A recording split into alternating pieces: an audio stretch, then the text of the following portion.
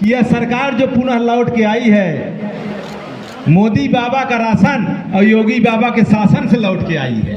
और हम लोग भी कोरोना काल में जब एक व्यक्ति को देख के भाग रहा था, गांव के 90% लोगों को अंगूठा पकड़ पकड़ कर राशन देने का काम किया है हम लोगों ने।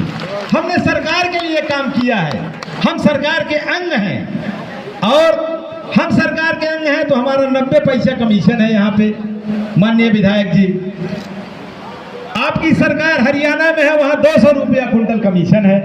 आपकी सरकार गोवा में है, वहाँ 200 रुपया कमीशन है। लेकिन वितरण के मामले में हमसे 5-6 पायदान नीचे हैं और हम वितरण के मामले में ऑल इंडिया नंबर 1 पे हैं।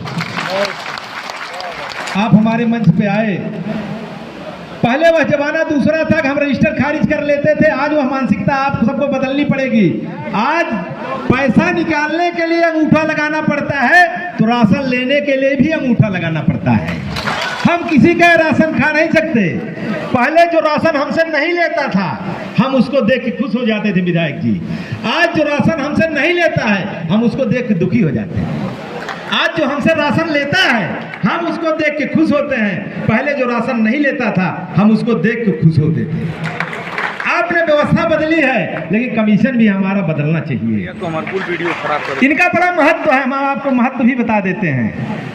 अगर किसी महिला के पेट में 8वें महीने का गर्भ रहता था, गांव का व्यक्ति कोई जाने या न जाने, लेकिन राशन विक्रेता जानता था क्योंकि सौरी वाला तेल राशन विक्रेता को देना पड़ता था। हमको कोई दिक्कत नहीं थी, हम खाने पीने में भरपूर थे, कोई दिक्कत नहीं थी। लेकिन ये मशीनियाँ लगा के गड़बड़ हो गया। 6 रुपया कुंटल में खुश थे लेकिन रजिस्टर से थे। ये मशीनियाँ से नहीं ठीक है। अगर हम ईमानदारी से बांटते हैं तो अपना ईमानदारी से हक चाहते हैं। गांव में अगर केहू घरे अलगौजी हो गई तो कोटदार जाने या न जाने कोटदार जानत है। और कोटदार बिना राशन खाए के कुछ हो नहीं। प्रधानमंत्री जी हैं, हमारे देश के प्रधानमंत्री हैं, लेकिन उनका सगा भाई हमारा भाई है, राशन दुकानदार है। आपके कैबिनेट में मंत्री हैं विजय लक्ष्मी गौतम हैं, देवरिया सदर से हमारी कोटदार हैं। अभी उन्होंने इस्तीफा दिया है और दिया है कि नहीं दिया आप जानते होंगे। वो भी राशन विक्रेता हैं और मुख्यमंत्री जी भी राशनवा को पूरी तरह जानते हैं। वो कैसे माल नेपाल जाता था वो भी जानते हैं, कैसे बढ़ता ये भी आज जानते हैं। पहले नेपाल चला जाता रहा होगा लेकिन वो जानते थे। आज बढ़ता है ये भी बाबा जानते हैं। तो हम लोग कष्ट में हैं, बाबा जी जानते हैं। तो बाबा जी सबको दवा कर दिए तो हमारी भी दवा कर दें। हम लोग बहुत बीमार आदमी हैं और अगर हम लोग मन से लग गए तो 80 में 79 न हो 80 होए। और ना ही तो आपकी सरकार है दबाव से लगा हुआ बेमन से लागत, नहीं तो हमसे जानी थी कि फर्जी कार्ड बना बाटे कैसे वोट दी है। जब सौरी के तेल दे हम जानत ही, अलगौजी हम जानत ही तो वोटल देवावे हम जानी थे। और हमारे बहुत से राशन विक्रेता प्रधान भी हैं, जिला पंचायत भी हैं, चेयरमैन भी बहुतायत संख्या में हैं और विधायक भी हैं, मंत्री भी हैं, प्रधानमंत्री के परिवार के भी हैं, मुख्यमंत्री के आश्रमों में राशन हमारे सकता है।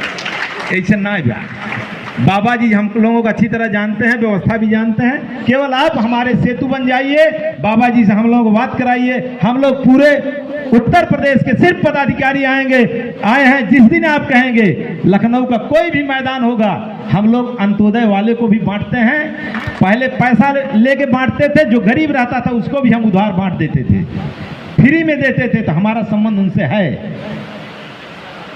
कोई व्यक्ति जब शादी होती है विधायक जी 15 लाख 50 लाख खर्च करे लेकिन चीनी कोटई वाला खोजत रहा।